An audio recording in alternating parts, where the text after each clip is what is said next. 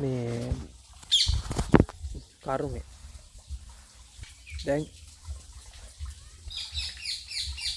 ඔක මං ගන්නම් මේ දැන් මේ අඹ ගහේ අඹ හැදිලා තියෙනවා. ඔක්කොම අඹ එකම විදියට. වෙනස් නේ සමහර එක එක අඹ ගෙඩිය වෙනස්. එක එක විදිය. එතකොට ඒ අතරේ ওই අඹ ගෙඩි වලින් සමහරක් ඒවා කලින්ම ඒ කියන්නේ ඇටේ කෑල්ලෙම කුණු වෙලා යනවද නැද්ද? කුණු වල වැටෙන සමහර මල කාලෙම වැටිලා යනවා. සමහර ඒවා ඇටේ කාලෙම වැටිලා යනවා. සමහර ඒවා මේ පැහිලා තියෙනකොට එක්ක දඬුලේන එක හරි මොන හරි කාලා බිමට අතැල්ලා යනවද නැද්ද? ඒක සමහර ඒවා නම් ඉතින් ඉදිලම වැටෙනවා. එතකොට දැන් ඔය එක අඹ ගෙඩිය වෙනස්නේ. එක එක කාලනේ. එතකොට ඒ අඹ ගෙඩිය කරුමෙටද හිම වෙන්නේ. නියම ධර්ම පහක් තියෙනවා ඒ අනුව නෙමෙයිද? ඔව් ඉතින් අපිට එහෙම ගන්න පුළුවන් එතකොට. නියම ධර්ම පහ. එතකොට දැන් කරුමෙට වෙනවද මොකක් හරි? තේරෙනවද මම මේ කියන්නේ හරියට? දැන් එතකොට ඒකෙන් ඕගොල්ලන් තේරෙනවද මේ කියන්නේ? දැන් අනිත් ඒවාත් එහෙම තමයි. ඔව් දැන් හොදට ඉරාවුව වැටෙන තැනක පොහොර වැටුනොත් එක විදියක්. සත්තු ඉන්නවනම් තව විදියක්. ඒ කියන්නේ එක ඒව හේතු එක හේතුවක් නේ. දැන් අඹ ගෙඩියේ ඒ හැඩයට වෙන්න හේතු කොච්චර තියෙනවද?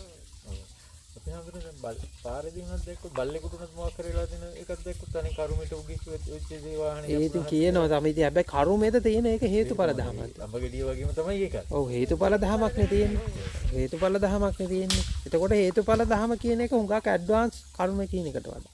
කර්ම කියන එක බොහොම ප්‍රාථමික ඒ ප්‍රාථමික එක. හේතුඵල ධම දන්නවනම් අපිට ඕන හේතු වෙනස් කරගන්න පුළුවන්. ඒ කියන්නේ උදාහරණයක් විදිහට මෙහෙම අපි අඹ ගහට පොහොර දානවා. ඒකට පළදාව වැඩි වෙනවා. ඒ වගේ තේරෙනවද? දැන් දැන් අපේ දැන් ජීවිත ගත්තත් එතකොට මේක මේ අපේ වෙලාව මේ කර්මෙට තමයි හිමුනේ කියලා ඉන්නේ නැතුව අපි ඒකට මොකක් හරි දෙයක් කළා දැන් මේ ජීවිතේ උපක්‍රම යොදන්න පුළුවන්. ඔව් උපක්‍රම යොදන්න පුළුවන්. අපේ තියෙන තත්ත්වය උසස් කියන්නේ යමක් සමස්තව දේවල් කරගන්න. ඔව් වෙනස් විදිහේ දෙයක් කරන්න පුළුවන්. හැබැයි මෙහෙම එකක් තියෙනවා. එහෙම කරත් අර මනසින් වැටෙන එක නවතින්නේ නැහැ. ඒක නවතින්න නම් අර කුසල සුභ සම්පදා වෙන්න ඕනේ. ඒ කියන්නේ මනස පිළිබඳ තියෙන දක්ෂතාවයේ ඒ උපසම්පදා වෙන්න ඕනේ.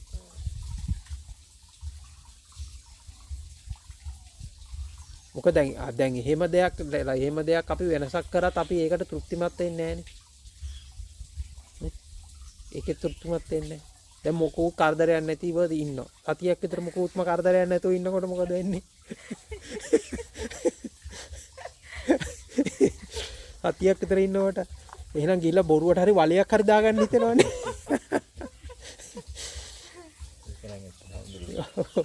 මොකක් හරි තියෙන්න ඕනේ. මොකක් හරිම තියෙන්න ඕනේ.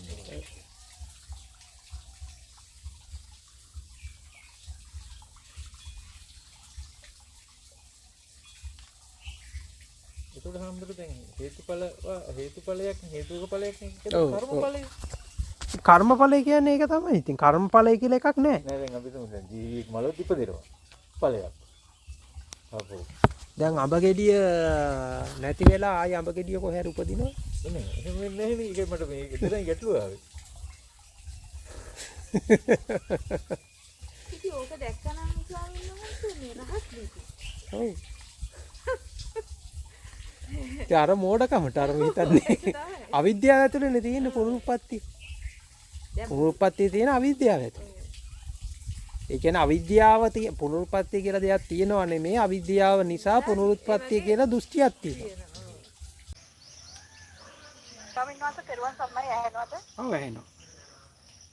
ස්වාමීන් වහන්සේ මේ පුනර්භවය කියන එක හා පුනරුත්පත්ති කියන එක පොඩක් කියලා දෙන්නත් දැන් මට මම ඇත්තම ඔයාලට කියන හැම මොනකට ප්‍රශ්න හිතන්න එපා කියලා. නමුත් මෙතන හිතේ එතන ඒ ප්‍රශ්නේ එතන හැමදේම බදු දෙන හින්දා හිතන අහන්නේ දැන්.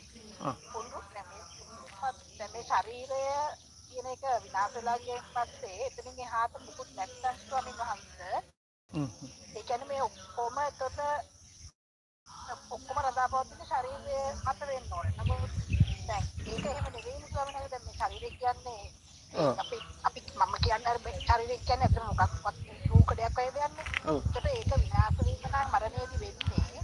ඒකට එතනින් එහාට මුකුත් නැති වෙන්න බෑනේ ස්වාමීන් වහන්සේ කියලා මම හිතන්නේ. ඒතකොට දැන් මම හිතන පුනරුත්පත්ති කියලා මම ඉපදිනවා නෙවෙයි. නමුත් ශරීරය එතනින් විනාශ වෙලා ගියන් පස්සේ දැන් එතනින් මුකුත් යහට නැත්නම් ඒ කියන්නේ ශරීරය තමයි මේ ඔක්කොටම මුල. ඒක ශරීරය මේ ඔක්කොටම මුල නෙවෙයි නේද? ශරීරය විනාශ වුණාන් පස්සේ එතනින් එහාට දෙයක් තියෙන්න ඕන. ඒ දෙයක් කියන්නේ මම දන්නේ මොකද්ද මම අදහස් කරන්නේ කියලා. නමුත් ශරීරය නෙවෙයි නම් ඔක්කොටම මුල. ශරීරය විනාශ වුණාන් පස්සේ තව මොකක් හරි දෙයක් නෙවෙයි. හරි මොකක් හරි තියෙන්න ඕන. පොඩ්ඩක් helli කරලා දෙන්න. දැන් පුනරුත්පත්තිය සහ පුනර්භවය කියන්නේ සංකල්ප දෙකක්. බොහෝ දෙනෙක් මේක එකක් විදියට අරන් තියෙනවා. පුනරුත්පත්තිය කියන්නේ මේ ආත්මයෙන් ආත්මයට නැවත නැවත ඉපදී යනවායි කියන අදහස. දැන් සමහරු පුනර්භවය කියලා ගන්නෙත් මේකම තමයි. ඒ කියන්නේ දැන් මේ වචන වලට තියෙන සම්මුතියක්නේ, සම්මුති අර්ථයක්නේ. එතකොට සම්මුති අර්ථය ඇතුලේ වචන ඇතුලේ තියෙන සම්මුති අර්ථය ඇතුලේ ඒ කියන්නේ වචන වලට යොදලා තියෙන සම්මුති අර්ථය ඇතුලේ පිරිසක් පුනර්භවයේ සමානයි පුනරුත්පත්තිය කියලා අරගෙන තියෙනවා. එතකොට දැන් හැබැයි මම ඕක දෙකකට කඩලා මේ වෙලාවේදී ඕක විස්තර කරන්න. ඒ පුනරුත්පත්තිය කියලා කියන්නේ මේ නැවත නැවත ආත්මයක් පාසා නැවත නැවත මේ ගමන් කරනවා කියන අදහස. ඒ කියන්නේ මෙතන ආත්මයක් තියෙනවා. ඒක එක්ක දැන් ඔය ආත්මේ නැත්තම් විඥානය කියලා හරි ගන්නවා. මරණයෙන් පස්සේ අපි සම්මුති මරණයකින් පස්සේ විඥානය නැවත ගිහිල්ලා තවත් තැනක හට ගන්නවා. ඒක ශරීරයක් ගමන් කරන්නේ. හැබැයි විඥානය ගමන් කරනවා කියලා ගන්නවා. ඕක ගන්නවා ආත්මය කියලා ගන්නවා. මේ මොකද්ද මේ මොනවාද මේ ආත්මය කියලා ගන්නවා මොනවාද මේ Hindu සංකල්පවල බෞද්ධ කියන සමහර සංකල්පවල ගන්නවා විඥානි කියලා. එතකොට ඒගොල්ලෝ ගන්නවා මේ ආත්මය කියන්නේ මේ ශරීරය කියන එක බිඳ වැටෙනවා. හැබැයි විඥානය කියන එක නැවත නැවත ගමන් කරනවා කියන එක. එතකොට මේක කාලය හරහා මේක අනන්ත වූ කාලයක් හරහා මේක නැවත නැවත විවිධාකාර ශරීරවලට මේ විඥානය මාරු වෙමින් දැන් මේක සමහර අය කියන විඥානය කියන්නේ එක දිගට පවතින්නෙත් නෑ. හැබැයි මේ විඥාන ධාරාවක් තියෙනවා. එහෙම නැත්නම් මේකේ හේතුඵල ධර්මතාවයක් තියෙනවා. ඒ කියන්නේ මේක සිතුවිලි ධාරාවක් තියෙනවා. ඒ ධාරාව තමයි මේ නැවත නැවත ශරීරය මාරු කරමින් මෙහෙම යන්නේ කියලා. ඒක එක්ක පුනරුත්පත්ති අදහසෙන්ම තමයි පුනර්භව අදහස කියන එක ගොඩ නැගෙන්නේ. එතකොට මේක එකක්. එතකොට දැන් පුනර්භව අදහස කියලත් මේ හුඟක් අය ගන්න පුනරුත්පත්ති අදහසම තමයි. ඒ කියන්නේ දැන් මේක ශරීරේ දැන් වෙලාවකට මොනවාද මිනිස්සෙක් කියලා ඉපදුණා, ඊළඟට දෙවියෙක් කියලා ඉපදුණා, ඊළඟට බ්‍රහ්මෙක් වෙලා ඉපදුණා, ඊළඟට සතෙක් කියලා ඉපදුණා. ඔන්න ඔය ආකාරයෙන් තමයි මේක ගන්නෙ. ඊළඟට දෙවෙනි දැන් පුනර්භවයට තියෙන තවත් අර්ථකථනයක් තමයි පුනර්භවයට තියෙන දෙවෙනි අර්ථකථනය තමයි මේ එහෙම ආත්මෙන් ආත්මයට යනවා කියන එක නෙමෙයි. ඒ කියන්නේ මේක ඔබටම ඒ කියන්නේ පුනරුත්පත්තිය කියන එක ඕගලන්ට හුඟා දුර එකක්. ඒ කියන්නේ ඒක කොහොම විතර සංකල්පයේ තියෙන එකක්. ඒක දකින්න පුළුවන් එකක් නෙමෙයි. ඒක ඔබ හුදු විශ්වාසයෙන් ලබාගත්තු එකක් විතරයි. ඒ කියන්නේ මේම ආත්මෙන් ආත්මයට යනවා කියලා ඔබ කාටවත් එහෙම මතකයක් නැහැ. එහෙම අනන්ත කාලයක් හිටියා කියලා මතකකුත් නැහැ. අනන්ත කාලයකට යනවා කියලා එහෙම අදහසකුත් නැහැ. පැහැදිලිද? එතකොට දැන් අපි ගන්න ඕනේ මේ මොනවාද මේ ඒ පුනරුත්පත්ති කියන අදහස. ඒ කියන්නේ ඒක ඔබට ඒක ඔබට ප්‍රත්‍යක්ෂ කරුණක් නෙමෙයි. ඒක ඔබට ගෝචර වෙන කාරණයක් නෙමෙයි. දැන් පුනර්භවය කියලා කියන්නේ එතනින් එහාට ගිහලා පුනර්භවයට තියෙන තව අදහස. දැන් පුනර්භවය මම ඉස්සෙල්ලා කිව්වා වගේ බොහෝ පිරිසක් පුනර්භවයේ සමානයි පුනරුත්පත්තිය කියලා අරන් තියෙනවා. පුනර්භවය කියන තැනදී ගන්නේ දැන් එක සිතුවිල්ලක් පහළ වෙනවා. ඒ සිතුවිල්ල තුල ඒ සිතුවිල්ල තුල කතාවක් නිර්මාණය වෙනවා. ඒ කතාව තුල ඔබට සුවයක් හෝ දුකක් හෝ දැනෙනවා. ඒ සිතුවිල්ල තුල. හැබැයි ඒ සිතුවිල්ල තුල ඊළඟ සිතුවිල්ල පහළ වෙනකොට ඒ කලින් සිතුවිල්ල තුල තිබිච්ච හැඟීමක් නැහැ. ඒ සිතුවිල්ල තුල තිබ්බ අදහසක් නැහැ. සම්පූර්ණයෙන්ම ඒ කියන්නේ ඒ සිතුවිල්ලට පළවෙනි සිතුවිල්ලට කිසිම සම්බන්ධයක් නැති මහා අමුතුම ආකාර එකක් එනවා. පැහැදිලිද මම මේ කියන එක? ඉතින් අන්න ඕක තමයි පුනර්භව කියන අදහස. එතකොට පුනර්භව කියන අදහසේදී ඒ කියන්නේ කය කියන එකත් දැන් ඔබට කයක් තියෙන බව, මනුස්ස කයක් තියෙන බව, මනුස්ස කයක් තුල ඉන්න බව කියන එක හැම සිතුවිල්ලක තුලම තියෙන අදහසක්ද කියලා මම ඔබෙන් ඇහුවොත්. කියන්නේ ඔබ හැම සිතුවිල්ලක තුලම අදහස තියෙනවද මේ මනුස්ස කයක් තුල ඉන්නවයි කියන එක? හැම සිතුවිල්ලක් තුළම නැහැ ස්වාමීන් වහන්සේ. ඔව් එතකොට ඔව් ඒ කියන්නේ කයක් කියන එක මේ මනුස්ස කයක ඉන්නවයි කියන එක, මනුස්ස කයක් තියෙනවා කියන එක හැම සිතුවිල්ලක් තුළම පහළ වෙන අදහසක් නෙමෙයි. හරිද? එතකොට ඔබ පරිස්සමෙන් බැලුවොත් තේරෙනවා මේ ඒ කියන්නේ ඔබට පහළ වෙන සිතුවිලි වලින් අතිශය සීමා සහිත ප්‍රමාණයක විතරයි කයක් තියෙන බව ඔබට අදහස් වෙන්නේ. ඔබට මේ කියන්නේ කයක් තිබෙන බව, කයක් තුල සිර වෙලා සිටින බව දැනෙන්නේ ওই සිතුවිලි වලින් අතිශය සීමිත ප්‍රමාණයක විතරයි. එතකොට මේ මනුස්ස කයක ඉන්න බව දැනෙනවා. හරි. ඊළඟට දැන් ඕකේ තව එක සිතුවිල්ලක් ඇතුළත සමහර විට ඔබ අපායම ආවගෙන එන්න පුළුවන්. අපාය කියන්නේ ඔබම මනසින් මවාගත්තු කතාවක ඔබ මනසින් මවාගත්තු ඔබ කියන චරිතය සහ තවත් චරිත ටිකක් හදාගෙන ඒක ඇතුලේ ඔබ අපායම මවාගෙන එන්න පුළුවන්. අපාය සමාන සිතුවිල්ල මවාගෙන ඉන්න පුළුවන්. මේක ඔබ මවනවා නෙමෙයි මම මේකට වෙන කියන්න වචන නැති නිසා මම කියන්නේ. එතකොට එහෙම මැවීමක් තියෙනවා. එහෙම මැවීමක හිර වෙලා ඉන්නේ. ඊළඟට වෙලාවක බොහොම නිකන් දිව්‍ය ලෝකේ ගියා වගේ ඔබම මනසින් ගහගත්තු මනෝපාරක් ඇතුළත ඔබ හිර වෙලා ඉන්නවා. ඒක ඇතුලේ ඔබ ඉන්නවා. ඇත්තටම මේ මැවීම ඇතුලේ ඔබ ඉන්නවා. එතකොට ඉන්න මනුස්ස කයකින් නෙමෙයි. මනෝමය කයකින්. හරිද? ඒක දෙකම මනෝමය කය. එතකොට මනුස්ස කයක් මේ අවස්ථා දෙකේදීම ඔබට මනුස්ස කයක ඉන්න බවක අදහසක් එන්නේ නැහැ. එතකොට ඔබ විඳින්නේ මනෝමය කයකින් දැනෙන දෙයක් තමයි විඳින්නේ. හරිද? හරිද? එතකොට දැන් ඊළඟට මනුස්ස කයක ඉන්න බව. දැන් උදාහරණයක් විදිහට මම ඔබෙන් හෙව්වා ඔබේ කකුල පොළවේ ගෑවිලාද කියලා. මේ කියන වෙලාවේ තමයි ඔන්න කකුල කියන එක එන්නේ. ඒ මම ඔබට මතක් කරාට පස්සේ. අන්න ඒ වෙලාවේ ඒ සිතුවිල්ල තුල තමයි මොනවාද මේ කය කියන එක පහළ වෙන්නේ. එතකොට ඒ කය කලින් සිතුවිල්ල තිබුණෙත් නැහැ. ඊළඟ සිතුවිල්ලට යන්නෙත් නැහැ. පැහැදිලිද මම මේ කියන හදන්නේ? එතකොට මේ පුනර්භව කියන සංකල්පය අරකට වඩා ගෝචරයි ඔබට. ඒ කියන්නේ පුනරුත්පත්තියට වඩා ගෝචරයි. ඒ පුනරුත්පත්ති කියන්නේ බොහොම සංකල්පමය විදිහට ලාමක විදිහට අර සුරංගනා කතාවක් විදිහට තියෙන එක. හැබැයි මේ පුනර්භව කියන එක ඔබට දැනෙන්න තියෙනවා. ඒක ඔබට ඒක ඒ කියන්නේ ඔබට ඊට වඩා ප්‍රත්‍යක්ෂයෙන් ඔබට ඒක බලා ගන්න පුළුවන්. ඒක ඔබට ගෝචරයි. එතකොට ඔබට තේරෙනවා මේ කය කියන එකත් සෑම වෙලාවෙම තියෙන එකක් නෙමෙයි. සමහර සිතුවිල්ල කය කියන එක තියෙනවා, සමහර සිතුවිල්ල මේ කියන්නේ මම කියන්නේ භෞතිකවම කය කියන එක තියෙනවා, සමහර සිතුවිල්ල භෞතිකව කය කියන එක නැහැ. හුඟක් සිතුවිල්ල වල තියෙන්නේ මනෝමය කයක් තියෙනවා. ඒක ඔබටත් දැනෙනවා මනෝමය වශයෙන් තමයි කය තියෙන්නේ. එතකොට මේක ඒ භෞතික කය කියන එක මේ සමහරක් අවස්ථාවලදී විතරක් පහළ වෙන එකක්. එතකොට ඒක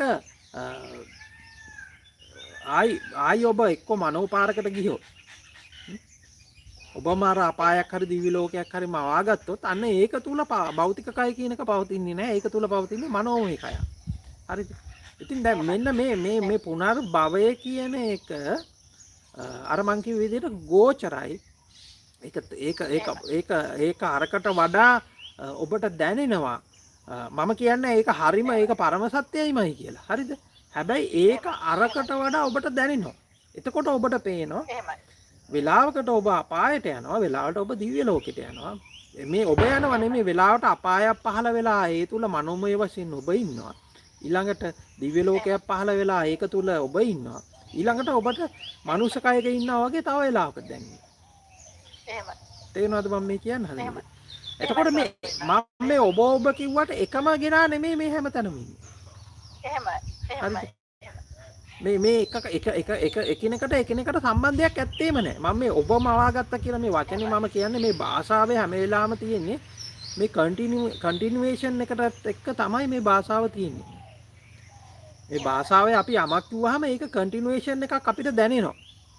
මොකද මේ භාෂාව හැදිලා තියෙන්නේ අවිද්‍යාවෙන්නේ. එතකොට අවිද්‍යාව තුළ තමයි ඉන්නේ. එතකොට දැන් මෙතන මේ කියන ඔබ කියන චරිතය ඇත්තටම මේ තැන් දෙකක සිතුවිලි දෙකක ඉන්නවයි කියලා කියන්න බෑ. ඒ සිතුවිල්ල තුළ හිටපු ඔබ ඊළඟ සිතුවිල්ල තුළ ඉන්නවා කියන්න බෑ. ඊළඟ සිතුවිල්ල පහළ වෙන්නේ සම්පූර්ණයෙන්ම අලුත්ම අර පරණ එකට කිසිම සම්බන්ධයක් නැති අලුත්ම එකක්. පැහැදිලිද? මෙන්න මේක තමයි පුනර්භව කියන සංකල්පය. හරිද? මම මේක ආයිත් නැවතත් කියනවා පුනර්භවය කියන්නේ සංකල්පයක්. පුනරුත්පත්තිය වගේම. හැබැයි ඒක හොඳයි අරකට වඩා. මොකද ඒක ඔබට ඊට වඩා මේ ප්‍රායෝගිකව ඔබට ගෝචර කරගන්න පුළුවන්. අරක ඉතින් ඔබ හුදු විශ්වාසයෙන් ගන්න කතාව තමයි. අනන්ත කාලයක් හිටියා කියන එක හුදු විශ්වාසයෙන් ගන්න පුළුවන් කතාවක් විතරයි. හැබැයි දැන් මේ පුනර්භවය කියන තැනටත් වඩා එහා ගිය තැනක තමයි අපි මේක විස්තර කරන කතාව තියෙන්නේ. හැබැයි ඒ මට්ටමට හරි තෝරගන්න එක ලොකු දෙයක්. ඒ මට්ටමට තෝරගත්තාම පේනවා ඔබ මනෝමය වශයෙන් ඒ කියන්නේ වෙලාවකට එකම ඇවීමක් තුල මනෝමය වශයෙන් දිව්‍ය ලෝකේ වගේ ඉන්නවා, එකම ඇවීමක් තුල මනෝමය වශයෙන් බ්‍රහ්ම ලෝකේ වගේ ඉන්නවා, එකම ඇවීමක් තුල මේ අපාය වගේ ඉන්නවා. තව වෙලාවකට මේ භෞතිකව මේ මිනිස්සෙක් වගේ ඉන්නවා වගේ දැනෙනවා. ඇත්තටම ඔබ දවසක් තුල එක දවසක් තුල මිනිස්සෙක් වගේ විදියට කොච්චර දැනෙනවද කියලා අහුවොත් අතිශය අඩු ප්‍රමාණයක් තමයි තියෙන්නේ. ඕකවර එකක් තියෙනවා මනුස්ස චුති සූත්‍රය කියලා සූත්‍රයක් තියෙනවා. ඒක අතිශය දුර්ලභයි කියලා කියනවා මිනිස්සෙක් විදිහට ඉන්නවා කියන එක. ඉතින් ඒක කතාව ඇත්තක් තියෙනයි හැම වෙලාවෙම ඔබ ඉන්නේ මනෝමය වශයෙන් හිර වෙච්ච ලෝකෙක තමයි ඉන්නේ. ඒක ප්‍රතිශතයක් විදිහට ගත්තොත් අතිශයම අඩුම ප්‍රමාණයක් තමයි ඔබට මේ මනුස්ස කයක ඉන්නවා වගේ දැනෙන්නේ. එහෙම සිතුවිල්ලක් පහළ වෙන්නේ අතිශය කලාතුරකින්. හරිද? ඉතින් එතකොට දැන් ඕක ඔය අදහසින් තමයි මේ පුනරුත්පත්ති සහ පුනර්භවය වෙනස් වෙන තැන. හැබැයි මම ඔබට නැවතත් කියනවා මේක අපි සම්මුතියක්නේ පුනරුත්පත්තියයි පුනර්භවය කියන්නේ සම්මුතියක්නේ. එතකොට පුනර්භවය කියන එකට සමානයි පුනරුත්පත්තිය කියන සම්මුතියකුත් තියෙනවා. මේ ලෝකේ තියෙන එක සම්මුති ඉන්නේ. හරිද? එතකොට දැන් ওই සම්මුතියින් වල ඉතින් එකම අදහස කියන එකක් නෑ. මම අද ඔබට මේ විස්තර කරේ ඔබට මේ මාර්ගය තෝරගන්න පැහැදිලි කරගන්න පහසු වෙන විදිහට තමයි අද මම මේ ඔබට මේක පැහැදිලි කරලා දුන්නේ. ඉතින් මෙතනදී මේ පුනරුත්පත්තිය සහ පුනර්භවය කියන දෙකම ඉක්මවා අභිභවා ගියොත් තමයි අත්‍තරම නිර්වාණය කියන එක සාක්ෂාත් වෙන්නේ. ඒකට පුනරුත්පත්තිය කියන එකත් ඇත්තටම බොහොම සරලව කිව්වොත් ඒක ඔබ මනෝමූලිකවම ආගත්තු සංකල්පයක් විතරයි. මොකද ඒකෙදි කය කියන එකක් ස්ථාවරව තියෙන කය කියන එක පනවනවා. භෞතිකයේ පනවනවා. කාලය පනවනවා. කාලය සහ භෞතිකය කියන එක පනවලා අවකාශය කියන එක පනවලා ඒක හරහා මේ රේඛීය චින්තනයේ හරහා එක දිගට කන්ටිනියුේෂන් එක යන එක හරහා ඒ මානසික අදහස හරහා තමයි මේ පුනරුත්පත්තිය කියන එක පහළ වෙන්නේ. ඊට පස්සේ තමයි ඒක ඇතට නැතද කියලා වාද දෙක ඉන්නේ. ඒ කියන්නේ පුනරුත්පත්තිය කියන එක පහළ වුණාට පස්සේ තමයි ඒක ඇත හෝ නැත කියන වාදය පහළ වෙන්නේ. අපි මේ කතා කරන්නේ හුඟක් වෙලාවට ඇත නැත කියන වාදය ඇතුළේ තමයි අපි හුඟක් වෙලාවට ඉන්නේ. හැබැයි ඇත නැත කියන වාදේ එන්න කලින් තමයි පුනරුත්පත්ති කියන සංකල්පය එන්නේ. ඒක ආවට පස්සේ තමයි ඒක ඇතද නැතද කියන වාදය එන්නේ. දැන් බුදුදහමේ ගන්නේ අපි මේ ඇත නැත කියන වාදය ඇතුලේ අපි හිර වෙන්නේ නැහැ. ඒකට එන පදනම් වෙච්ච සංකල්පය කොහොමද ආවේ කියලා බලනවා. ඉතින් පුනර්භවය කියන එකත් මේ දැන් මෙහෙම පුනර්භවය ඇතුලේ තියෙනවානේ දැන් මෙහෙම එක සිතුවිල්ලක් පහළ වුණා. ඒක ඇතුලේ මෙහෙම අදහසක් ආවා. තව සිතුවිල්ලක් පහළ වුණා. ඒක ඇතුලේ මෙහෙම අදහසක් ආවා. මෙහෙම සිතුවිල්ලකට පස්සේ මෙහෙම සිතුවිලි පරම්පරාවක් යනවා කියලා නැත්තම් ඔක විඥාන පරම්පරාවක් යනවා. ඔහොම එක එක කතා කියන්න පුළුවන්. මෙහෙම යනවා කියලා කියන්න පුළුවන්. හැබැයි මේ ඔක්කොම අදහස් ටිකත් ඔබගේ නැවත එක සිතුවිල්ලක මවා ගැනීමක් විතරයි. මෙහෙම පරම්පරාවක් තියෙනවා කියලා සිතුවිලි පරම්පරාවක් තියෙනවා කියන එකත් ඔබට එක වෙලාවකට එන අදහසක් විතරයි. තව වෙලාවකද එහෙම අදහසක් එන්නේ නැහැ. දැන් මේකට ඒ තව වෙලාවකද මෙහෙම අදහසක් එන්නේ නැහැ කියන එකත් එක විදිහක මායාකාරී අදහසක්. ඔබ බලන විදිහට තමයි මේක පේන්නේ. ඔබ කියන්නේ ඔබේ දෘෂ්ටියට සාපේක්ෂව තමයි පේන්නේ. ඉතින් එතකොට ඇත්තටම නිර්වාණය තුළදී පුනරුත්පත්ති අදහසත් පුනර්භව අදහසත් කියන දෙකම නිෂේධ වෙනවා. අර තුන්වෙනි කියන කතාව එකපාරට තෝරගන්න බැරි වෙයි. හැබැයි දෙවෙනියට කිව්ව කතාව හරි පැහැදිලි කරගන්න පුළුවන් වුණා නම් ඔබට ඒකට අඩියක් වෙනවා. ඔබට එක පියවරක් වෙනවා තුන්වෙනියට කියන අදහස තෝරගන්න. හොඳයි.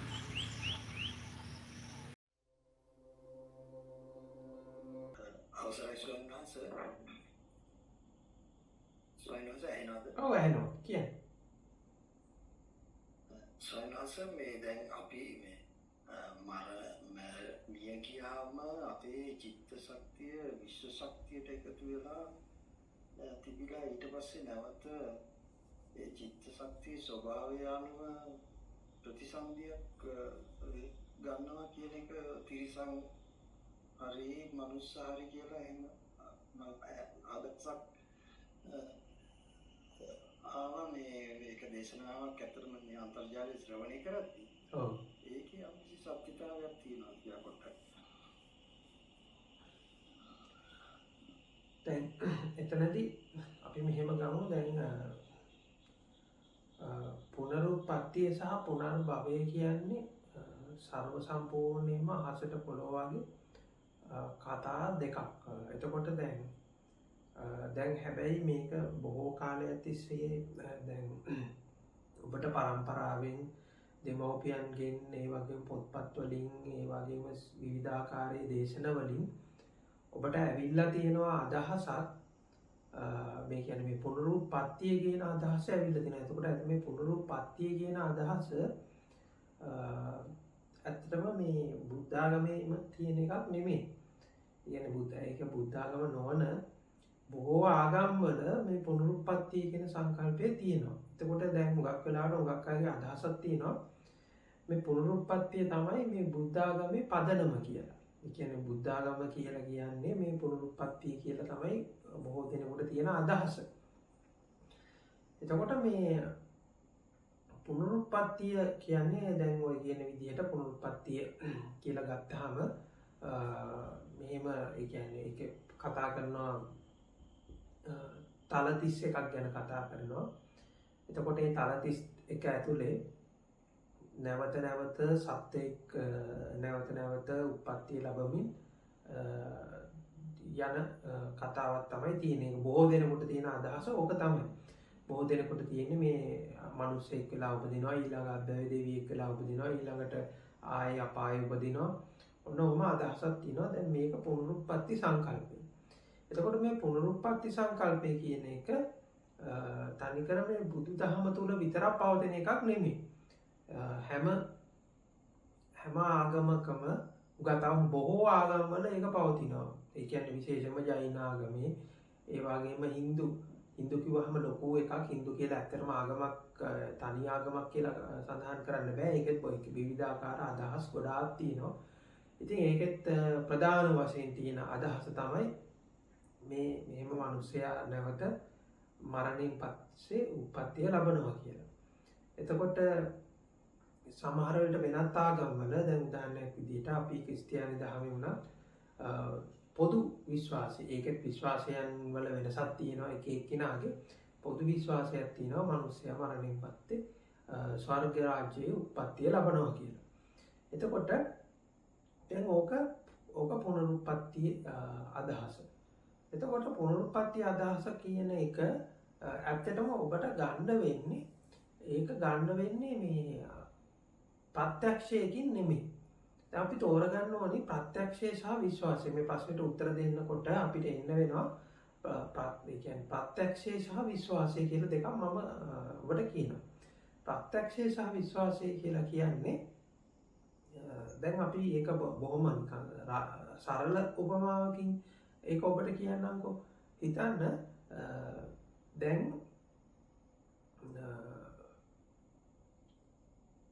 කවුරු හරි ඔබේ ඥාතියෙක් ඔබට කන්න කෑමක් හදනවා. ඒ කියන්නේ ඔබ බලාපොරොත්තු වෙන ඉඳලා රාත්‍රියට කන්න කෑමක් හදනවා. විශේෂ කෑමක්. ඉතින් ඔබට යන්න බැරි වෙනවා. ඉතින් යන්න බැරි වෙලා ඊට පස්සේ ඒ උත්සවයට යනවා වෙන කෙනෙක් ගිහිල්ලා අර කෑම කාලා ඇවිල්ලා ඔබට කියනවා ඒ කෑම මෙහෙමයි ඒ කෑම වල රහ මෙහෙමයි කියලා ඔබට කියනවා. එතකොට ඔබට තියෙන්නේ ඒ කෑම වල රස පිළිබඳව මේ කියන්නේ ප්‍රත්‍යක්ෂයක් නෙමෙයි.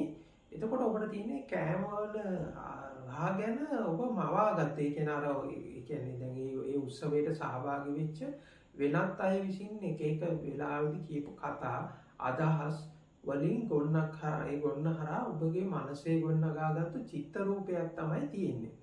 එතකොට ඒක ඔබේ ප්‍රත්‍යක්ෂයක් නෙමෙයි. එතකොට ඒක ඔබ එක්තරා විදිහක විශ්වාසයකින් තමයි ඒක ගොඩනගාගෙන තියෙන්නේ. ඒක කිසි බරක් නැහැ. ඒ කියන්නේ ඔබම ගිහිල්ලා ඒ උත්සවයට සහභාගී වෙලා ඔබම කෑම කාලා ඒ කෑම ටික කාලා ඒ ඔබ ඒ වින්දනේ අත්දැකීම ඔබ ලබන්නේ නැතුව වෙන කෙනෙක්ගේ අත්දැකීමක් විස්තර කරනවා. එතකොට මේ විස්තර කිරීම හරහා ඔබ ගොඩනගා ගන්නවා කතාවක්. දැන් එතකොට මේ විස්තර කිරීම ඇතුලේ දැන් මෙහෙම බලන්නකො. දැන් මේ විස්තර කිරීම ඇතුලේ තවත් පොඩි ප්‍රශ්නයක් තියෙනවා. මේ විස්තර කිරීම ඇතුලේ තියෙන ප්‍රශ්නේ තමයි එහෙම විස්තර කරනකොට දැන් ඔබ දන්නවා ඇති දැන් ඒක ඔබටත් ඇති අත්දැකීම. ඔබගේ අත්දැකීමක් ඔබ විස්තර කරනකොට ඔබ ඒකට කෑලි එකතු කරනවා. සමහර කෑලි හිතාමතාම හලනවා. තව ඒවා දැන් ටිකක් අර වැඩි දුම් අපි කියන්නේ අයිසින් දානවා කියලා. ඒ වගේ අයිසින් දාලා තව කෑලි එකතු කරලා තව කෑලි වට කරලා ඒ කතාව තව ටිකක් රසවත් කරලා අතින් දාලා තමයි කියන්නේ. එතකොට ඒ අත්දැකීම විස්තර කරනකොට ඒ කියන එකේ ਸਰව සම්පූර්ණ සත්‍යයක් ඇත්තෙත් නැහැ. ඊළඟට දෙවෙනි එක ඒ අත්දැකීමක් විස්තර කරන්න ඇතරම් භාෂාවේ වචන වලින් ඒ අත්දැකීමක් විස්තර කරන්න බැරි. උදාහරණ විදිහට කෑමක තියෙන රසය කියන එක වචන වලින් විස්තර කරන්න බෑ.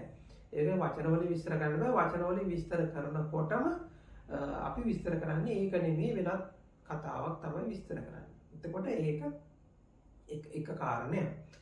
ඊළඟට තවත් දැන් ඔය ආගම සම්බන්ධයෙන් එනකොට දැන් හුඟක් ඒවා තියෙන්නේ ඔය අත්දැකීම. ඒ කියන්නේ වෙන කෙනෙක්ගේ අත්දැකීම කියන මට්ටමක් නෙමෙයි. දැන් ඔක තුනකට අපිට කඩන්න පුළුවන්. එකක් තමයි තමාගේ අත්දැකීම. තමන් අත්දැකපු දේ. දෙවෙනි එක තමයි වෙනත් කෙනෙක් අත්දැකපු දෙයක් අපි අහගෙන ඒක එහෙමයි කියලා හිතාගන්න එක. එතකොට ඒක අපේ අත්දැකීම නෙමෙයි. වෙන කෙනෙක් අත්දැකපු එකක් අපි ඒක අහලා අපි එහෙනම් ඒක එහෙම වෙන්නේ නැති කියලා අපි හිතා ගන්නවා. එතකොට ඒ දෙවෙනියට අපි ඒක එහෙම වෙන්නේ නැති කියලා හිතා ගන්නකොට ඒ අපේ අත්දැකීම නොවන එකක් නිසා එතකොට ඒකේ සත්‍යතාවයක් ඇත්තේ නැහැ. ඊළඟට තුන්වෙනි එක තමයි මේ ආගම කියන එකට යනකොට තවත් ඔය මං ඉස්සලා උත්සවයක කෑම කනවට වඩා හුඟක් එහාට ගිය කතාවක් තියෙනවා. එතකොට ඒක ඇතුළේ තියෙනවා ප්‍රවාද. එතකොට දැන් ඒක බලන් ගියන් පස්සේ ප්‍රවාද කියලා කියන්නේ මෙහෙමයි. ඒක බලන් ගියාම කාගවත් අත්දැකීමකුත් නෙමෙයි. කිසිම කෙනෙකුගේ අත්දැකීමකුත් නෙමෙයි. එතකොට අපි මේ පුද්ගලයාගෙන් අහුවොත් උදාහරණයක් විදිහට කවුරු හරි කෙනෙක් කිව්වොත් අපාය හෝ දිව්‍ය ලෝක ගැන විස්තරයක් කරනකොට ඔහුගේ මේ විස්තරේ අපි නැවත ක්‍රමානුකූලව අපි ප්‍රශ්න කරගෙන යනකොට කියනවා එයා ඒක දන්නේ නැහැ. එයාගේ ඒක අත්දැකීම නෙමෙයි. එක්කෝ එයා ඒක කවුරු හරි වෙන කෙනෙක් කවුරු හරි කියප එකක් අහගෙන එහෙම නැත්නම් මොකක් හරි පොතක තිබ්බ එකක් කියලා අහගෙන නැත්නම් කවුරු හරි ආම්දුරු කෙනෙක් හරි කවුරු හරි වෙන කෙනෙක්ගෙන් අහගෙන කියන එකක් නිසා ඇත්තටම එයාගේ අත්දැකීමක් නෙමෙයි එතනදී විස්තර කරන්නේ. එතකොට මේ ආගමක තියෙනවා මේ වගේ ප්‍රවාද ගොඩක්. ඒ කියන්නේ දැන් අපි ගත්තාම දැන් ඔබේ ජීවිතේ තියෙන අත්දැකීම් තියෙනවා සහ වෙන කෙනෙක්ගේ අත්දැකීමක් කියලා ඕන් කියන දෙයකින් ඕන් කියන විස්තරයක් අහලා ඔබේ ඔළුවේම හදාගන්න පින්තූරයක්. තුන්වෙනි එක තමයි ඒ තුන්වෙනි එක තමයි විශේෂම එක. තුන්වෙනි එක තමයි අපි මේ කියන පුද්ගලයාත් එක්ක පොඩ්ඩක් කතා කරලා බලුවොත් ඒක ඔහුගේ අත්දැකීමක් නෙමෙයි. දැන් ඔහු අපාය විස්තර ගැන කියනවා. හැබැයි ඒක ඔහුගේ අත්දැකීමකුත් නෙමෙයි. ඔහුට එහෙම අත්දැකීමක් තිබිලාම නැහැ. ඇත්තේම නැහැ. එතකොට හැබැයි ඔහු එහෙම අහගත්තු කතාවලින් ඔහු ඒක මවලා රසවත් කරලා කියනවා. එතකොට මේ මවලා රසවත් කරලා කියනකොට එතකොට දැන් අරකටත් වඩා මේක බොහොම දියාරු තත්ත්වයට යනවා. එතකොට දැන් මේ ආගමක තියෙනවා ඔන්න ඔය වගේ මට්ටම් 3ක්. එතකොට ඔය දෙවෙනි මට්ටම සහ තුන්වෙනි මට්ටම කියන එක හරහා තමයි බොහෝ විශ්වාසයන් ගොඩනැගෙන්නේ. ඒකෝට මේ විශ්වාසයන් උදාහරණයක් විදිහට දැන් කවුරු හරි කියන්න පුළුවන් දෙවියන් වහන්සේ විසින් ලෝකේ මැව්වා කියලා. එතකොට ඒක මවනවා දැකපු කෙනෙක් නැහැ. එහෙම දෙවියන් වහන්සේ කෙනෙක් මේ කියන්නේ ඉන්නවා කියලා දැකපු කෙනෙක් නැහැ. හැබැයි දැන් කවුරු හරි කෙනෙක් ඒක විශ්වාසය ඇතුලේ, ඔහුගේ මනෝමය විශ්වාසය ඇතුලේ, ඔහුගේ මානසික විශ්වාසය ඇතුලේ එහෙම දෙවි කෙනෙක් සහ ඒකේ මැවීමේ කතාව පිළිබඳ චිත්ත රූපයක් තියෙනවා. එතකොට ඒක නෑ කියන්න බෑ. ඒක විශ්වාස කරන පුද්ගලයාගේ ඇතුලේ එහෙම සංකල්පයක් තියෙනවා. එතකොට මේ ಭಾರತೀಯ සමාජය තුළ තිබුණා මේ විදිහේ කතන්දර ප්‍රවාද වලින් හැදිච්ච මෙහෙම 31 තරයක් පිළිබඳ විස්තර සහ අපාය දිව්‍ය ලෝක පිළිබඳ විස්තර තිබුණා. ඒක ඇත්තටම මේ බුද්ධ ආගමේ විතරක් නෙමෙයි බොහෝ ආගම්වල පදනම ඕකයි. බොහෝ ආගම්වල අපායක් හෝ දිව්‍ය ලෝකයක් ගැන කතා කරනවා. දැන් ඕක පුදු විශ්වාසයකින් තමයි ඔබට ගන්න වෙන්නේ. ඕක කවදාවත් ඔබට ප්‍රත්‍යක්ෂ කරගන්න වෙන්නේ නැහැ. ඕක විශ්වාසයකින් තමයි ඔබට ඒ කියන්නේ ඒක ඔබට මානසික රූපයක් ඕකෙන් මවා ගන්නව ඇරෙන්න ඔබ මොකක්වත් ඕකෙන් ගන්න වෙන්නේ නැහැ. දැන් අපි ඕක එතකොට මේ පුනරුත්පත්ති සංකල්පය කියන්නේ ඕක. ඊළඟට අපි ගමු පුනර්භව කියලා එක. පුනර්භව සංකල්පය කියන එක ගත්තන් පස්සේ පුනර්භව කියන එක ගත්තන් පස්සේ ඔබට පේනවා ඊට වඩා බොහෝම මේ සරල මට්ටමින් ඔබට තේරෙනවා. ඒක විශ්වාසයක් නෙමෙයි. ඒ කියන්නේ ඔබ වෙන කෙනෙක්ගෙන් අහගත්ත එකකුත් නෙමෙයි. ඒක වෙන කෙනෙක්ගේ අත්දැකීමක් කරා ඔබ හදාගත්ත එකකුත් නෙමෙයි. ඔබ අත්දකින්න දෙයක් තියෙනවා. මේ ඔබ අත්දකින්න දේ තමයි ඔබට පේනවා ඔබගේ එක සිතුවිල්ලක එක වෙලාවක එක සිතුවිල්ලක් ඇතුලේ ඔබ මවා ගන්නවා දිව්‍ය ලෝකේ. මේ දිව්‍ය ලෝකේ කියලා කියන්නේ අපි හිතමු බොහොම ඒ කියන්නේ දිව්‍ය ලෝකේ කියන්නේ එහෙම දිව්‍ය ලෝකයක්ම වෙනවා කියන එක නෙමෙයි. ඔබ මවා ගන්නවා බොහොම සතුටුදායක සැපදායක මනෝභාවයක් මවා ගන්නවා. මානසික ලෝකයක් මවා ගන්නවා. හරිද? අපි ඔය කියන්නේ මනෝ ගන්නවා කියලා. එතකොට මේ මනෝගැසීම හරහා ඔබ බොහොම සුන්දර ලෝකයක් මවා ගන්නවා. ඒ සුන්දර ලෝකේ ලස්සනට කෑම බීම තියෙනවා. එතකොට ඒකේ සමානව ඔබ රජ වෙලා ඉන්නවා, ජනාධිපතිලා වෙලා ඉන්නවා, ඇමතිලා වෙලා ඉන්නවා. එහෙම නැත්නම් ඔබ ආදරය කරන මේ කාන්තාව හෝ පුරුෂයා සමග ඉන්නවා. ඔබගේ පවුල සමග සතුටින් ඉන්නවා වගේ පේනවා. ඒ වගේ මේ වගේ මවාගත්තු එකක් තියෙනවා. එතකොට මේ මවා ගැනීම ඇතුලේ ඔබ ජීවත් වෙනවා. එතකොට මේ මවා ගන්න මේ ලෝකය ඇත්තටම කොහොමද පවතින එකක් නෙමෙයි. හැබැයි මේ ලෝකයේ ඇතුලේ ඔබට අර දිව්‍ය ලෝක සැප දැනෙනවා. අපි කියන්නේ දිව්‍ය ලෝක සැප දැනෙනවා කියලා. එතකොට මේ මනෝභාවය ඇතුලේ ඔබට දිව්‍ය ලෝක සැප කියලා එකක් වගේ ඒක දැනෙනවා. ඒ මවා ගන්න මනෝභාවය ඇතුලේදී. ඊළඟට දැන් ඔබට බැලුවන් පස්සේ ඔබට පේනවා ඔබ ඒක අනිත් පැත්තට මවා ගන්නවා. ඊට පස්සේ ඔබ මවා ගන්නවා බොහොම දරුණු දේවල් ටිකක් ඔබ මවා ගන්නවා.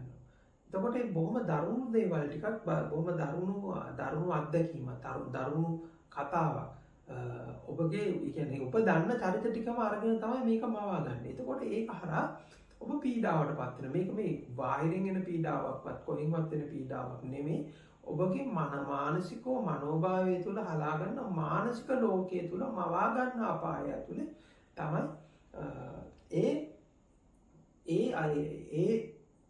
ඒ මනෝභාවය ඇතුලේ තමයි ඔබ අපාය කියන එක මවා ගන්න. ඒ අපාය දුක කියන එක මවා ගන්න. එතකොට මේ විදිහට මේ පුනර්භව කියලා කියන්නේ අර පුනරුත්පත්තිය නෙමෙයි. එතකොට දැන් පේනවා ඔබ එක සිතුවිල්ලකින් තව සිතුවිල්ලකට මාරු වෙනකොට ඇත්තටම මේ ඔබ එක සිතුවිල්ලකින් තව සිතුවිල්ලකට යනවා නෙමෙයි.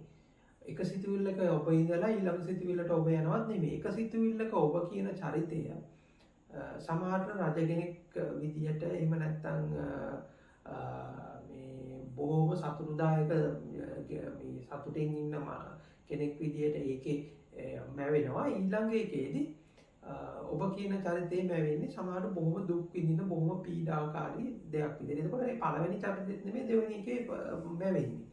එතකොට මෙන්න මේ මනෝභාවයන් ටිකක් මැවෙනවා. එතකොට මේ මනෝභාවයන් ඇතුළේ සමහර වෙලාවට ඔබට අවුරුදු ගණන් කාලය දැනෙනවා. අවුරුදු ගණන් කාලය දැනෙනවා. සමහර කල්ප ගණන් ඊටත් එදිරින් එහාට ගිහිල්ලා දැනෙන්න පුළුවන්. ඒ කියන්නේ මේක හැදෙන ඇතුලේ හැදෙන කතාවට සාපේක්ෂව. එතකොට දැන් මේ මනස විසින් ගොඩනගන මේ කතාවට සාපේක්ෂව මේ කතාවේ තියෙන බරපතලකමට සාපේක්ෂව ලොකු කාලයක් දැනෙනවා. ලොකු කතාවක් දැනෙනවා. එතකොට මේ කතාව දැනෙන එක එතකොට එක මනෝභාවයක තියෙන එකක් නෙමෙයි තව මනෝභාවයක. එතකොට එක මනෝභාවයක ඉන්න ඔබ කියන පුද්ගලයා නෙමෙයි ඊළඟ මනෝභාවයෙත් ඉන්නේ. හරිද? එතකොට එක මනෝභාවයක දිව්‍ය ලෝකය වගේ තියෙනවා. තව මනෝභාවයක තියෙනවා අපාය වගේ තියෙනවා. හරිද? එතකොට දැන් මෙන්න මේක ඔබ දැක්කනම් මේක විශ්වාසයෙන් ගත්ත කතාවක් නෙමෙයි. කොහෙත්ම විශ්වාසයෙන් ඔබ දැකපු විශ්වාසයේ හරහා ගොඩනැගිච්ච කතාවක් නෙමෙයි. ඒක ඔබට ප්‍රත්‍යක්ෂව දැනෙනවා. ඒක ඔබ පොඩක් ඔබ නිරීක්ෂණය කරොත් ඔබට දැනෙන්න ගන්නවා මේ මනෝභාවයන් ඇතුළේ ඔබ අපායක් මවනවා, දිව්‍ය ලෝකෙත් මැවෙනවා, ඊළඟට බ්‍රහ්ම ලෝකෙත් මැවෙනවා, ආයි මනුස්ස ලෝකෙත් මැවෙනවා. හරිද?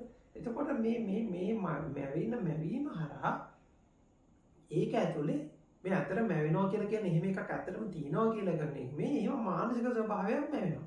එතකොට මේ මානසික ස්වභාවය ඇතුලේ වෙලාවකට සතුටිනුත්, වෙලාවට දුකිනුත්, වෙලාවට උපේක්ෂාවනුත් නොයෙකුත් ආකාරයෙන් තියෙනවා.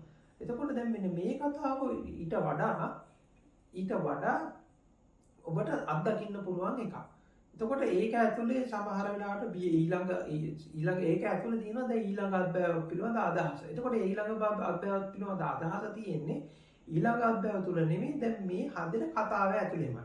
දැන් ඔබගේ යම්කිසි හැදෙන ඒ චිත්ත රූපයක් ඇතුලේ තමයි මේ ඊළඟ අත්බැවක්, පෙර අත්බැවක්, ඊළඟට මේ නැවත ඉපදිලා ගිහිලා බල්ලෙක් වෙලා උපදින එකක් හරි.